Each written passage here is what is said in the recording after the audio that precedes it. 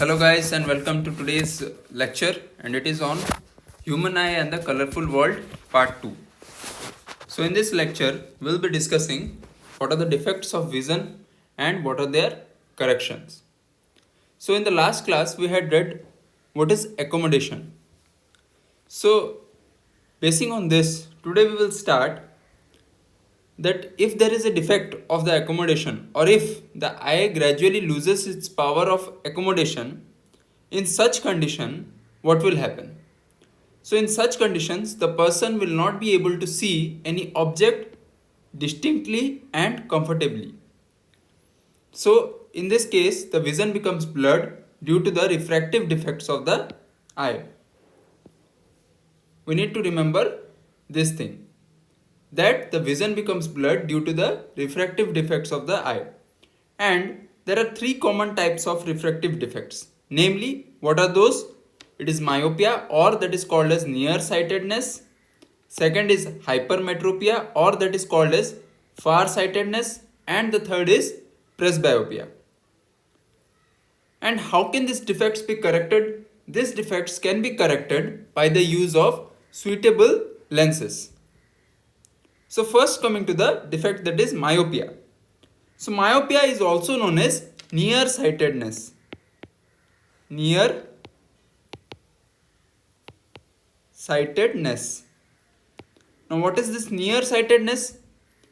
As the name suggests, a person with myopia can see the nearby object but cannot see the distant objects distinctly. So near objects can be seen, but difficulty in seeing the far objects distinctly. Okay.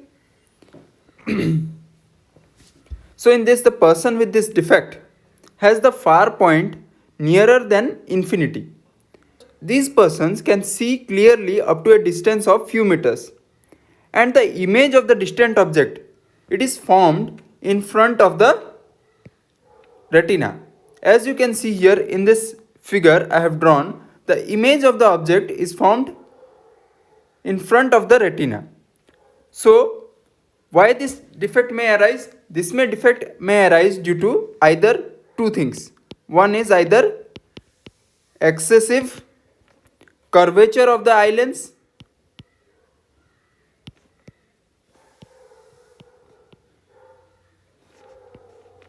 or it may be due to elongation of eyeball.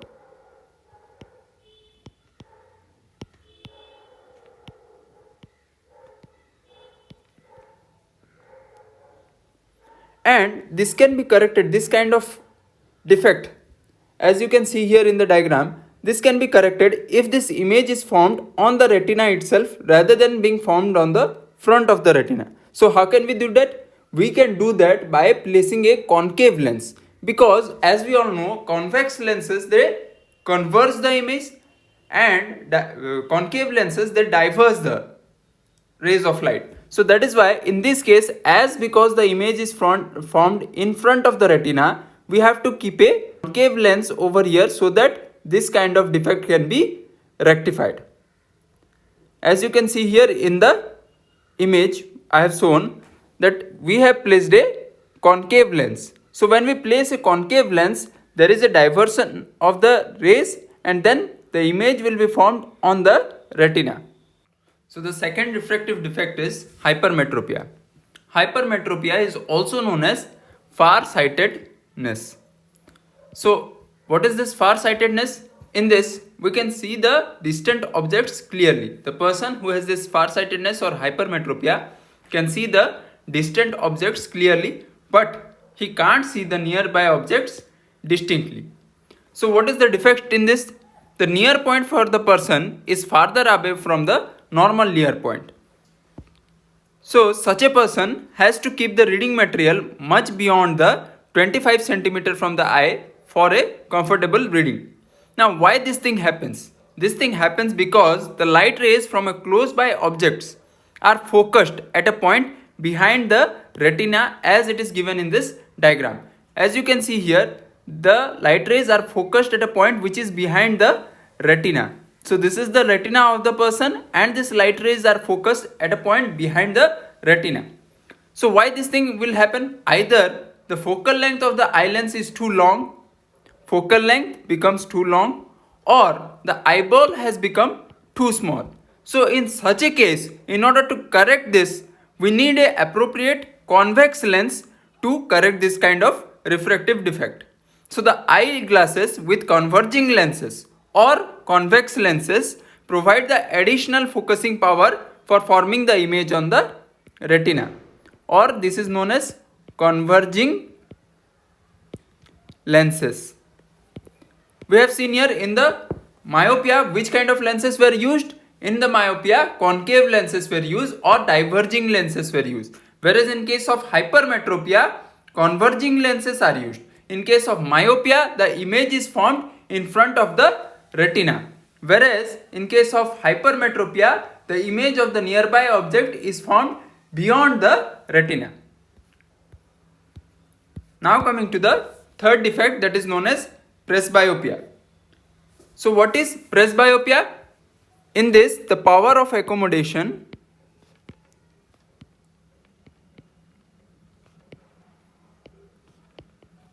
it decreases with aging.